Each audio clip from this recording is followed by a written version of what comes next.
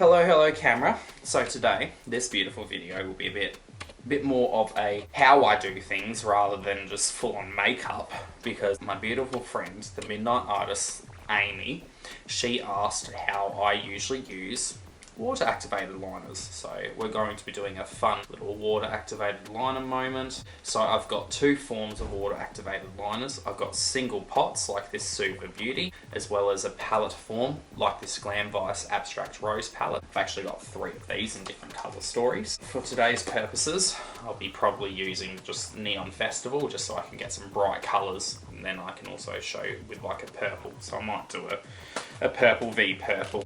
You'll see this pot's already quite damaged compared to like of this purple. It's just because I've used this one quite a fair bit before I got these Glam Vices. It's funny, even though this is purple, it pulls closer to the blue in this palette. But you can see how this pot, the Super Beauty, has had texture form in it outside of the cloth-like texture that normally is printed in it. That's because I've activated this repeatedly. You can kind of see that type of texture also present on this green as well as this blue, while the other shades are pretty much untouched. I'll first show you how I go in with one of these pot liners. So I first start in, usually you can use just normal water to activate these. I personally feel like using water is a bit unsanitary because you don't know what germs or whatever will be inside of the pipelines going up to your sink that you're getting water from. And I mean, people use water from their tap to do like their beauty blenders. I actually, funnily enough, also use my setting spray to moisten my beauty blender. I just feel like the water coming out of your tap is an extra potential area that you could be introducing bacteria, and when you've got something like this pot liner where you're essentially allowing it to evaporate, that's not getting rid of any germs that might be in there if you're using the tap water.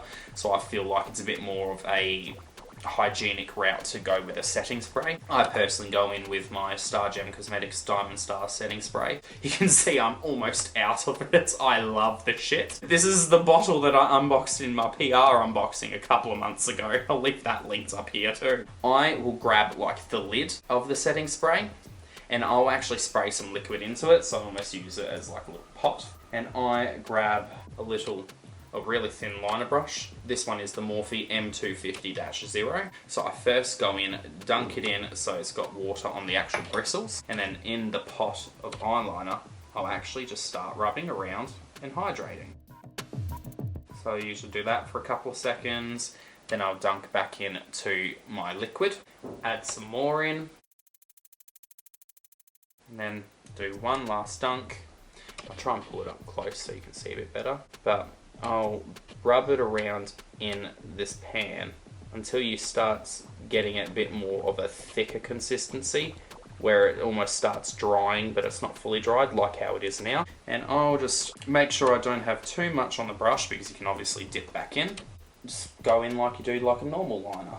I usually start on the outer corner, drag and flick out so you get a nice purple wing, and then I go about 3/4 of the way down and drag across so you start getting that wing shape. Just go back into the pot. It still has enough hydration left in it that you can go back in, grab more, start filling in that shape so you've got a nice opaque coverage. I also tend to go back and just fill in over the top of the flick because obviously it will lose a little bit of its pigmentation. You can now see how opaque that is over the top of this neutral eye. You can also use these over the top of coloured eyes and it doesn't tend to cause issues with the formula. I have done it before. I don't usually do this step after mascara, but I was filming just before this and I'm making use of having this look down. And there we go. You've got a nice purple wing, beautiful opaque colour. Obviously it's not the most even because I'm not caring that much if it's the most even. Oh well, I just fixed it. Oh well, now it's even. You can see nice beautiful coverage, beautiful pigmentation, but it looks nice and beautiful like this on camera. Only downside with this type of formula is that you can sometimes have it crack and flake because it is a water activated paint and it's on a very flexible area of the skin where it tends to move. So to mitigate with cracking, a technique you can do is actually, funny enough, it sounds kind of strange, but you actually go in with your lash glue and you paint where you want to do the liner, and then you put the liner over the top of it, and that actually will cause it to stay for a lot longer and not crack. I have this brush, which is actually supposed to be an eyeliner brush, but I've actually glued the bristles together so they make more like a sharp point, and I actually use this usually to put on the lash glue for doing lash application, but today it's becoming my glue wing applicator, even though it feels very strange to be applying glue like this. You can see I've got a wing with lash glue, so I'm just going to let that dry. It's getting pretty close to all being dry now. The joy of, or the perks of this lash glue, it dries clear. You can actually, I don't know how well you can see on camera, but you can kind of see along the edges, it's not necessarily flaking right now, but it definitely is like dry, getting a little bit crusty just from the natural movement. When I get one of these type of palettes, it's a similar type thing, but you just have the water or the whatever you're using to hydrate it. You just tend to want to be a little bit more careful with where you place it. So again, just grab a little bit of water, hydrate a part of the pan.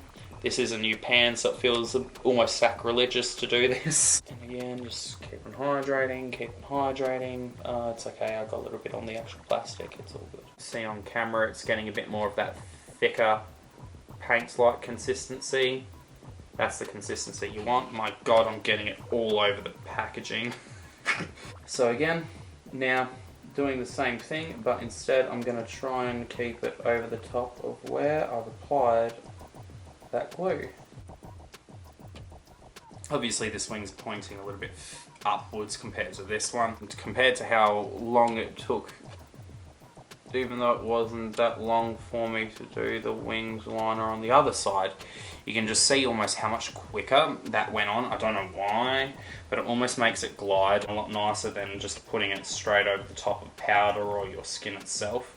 Now I'm just going to let this wing dry down before I blink too much. And you can see obviously different tones of purple. Now on the eye this is actually pulling a lot more blue because I've got this purple down, but they both are beautiful purples. Just different shades of purple. So give you a bit of a close-up again. So this was the eye with no glue underneath it using the Suva Beauty Hydroliner in the shade Aztec. And then this different shade of purple, that's using the lash glue down as a base. It's not drying out as easily or as nastily as what this one is doing. You can kind of see it's a little bit dry and flaky looking. That's generally speaking how I use the water activated liners. So again, I had the Glam Vice Neon Festival palette. I did show the Abstract Rose at the beginning, but then I had good old Suva Beauty Hydroliner. These were using my Hydra or water activated liners. I really do like having a pop of this. It makes the type of neutral eye a lot more comfortable for me to wear because I personally don't like neutrals as much on me. Currently what I have on the eyes, you actually get a little bit of a sneak peek because this will be going up first before this video, but I actually used the Morphe 35S Sweet Oasis palette for this eye look. It's a bit more of a boring look compared to what I normally do, but I used these 3 rows. I went in with the shade Alfredo, this shade Sandbar, this shade Shady Spot, this shade Sneaker Kiss, this shade Sunbathe, this shade Go Barefoot, and as the inner corner and brow shade, I used Windsurf. A little bit of a sneak peek of the video.